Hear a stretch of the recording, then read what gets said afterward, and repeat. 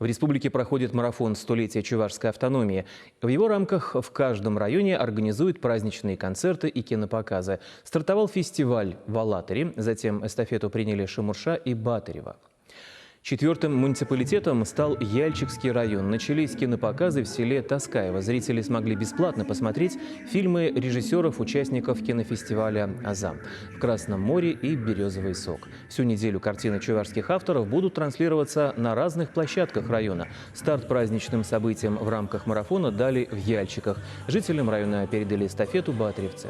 В первую очередь начали с чествования ветеранов и тыловиков. Им вручили медали в честь 75-летия победы в Великой Отечественной войне. В районе осталось всего 10 участников войны. Также были организованы концерты народных коллективов, выступления солистов театра оперы и балета. А в пятницу Яльчикский район уже передаст эстафету марафона жителям Комсомольского района. Я думаю, что наши праздники, именно чувашские, самые красочные, самые красивые, самые народные, самые певучие. Желаю, чтобы никто не забывал свой родной язык и гордился им.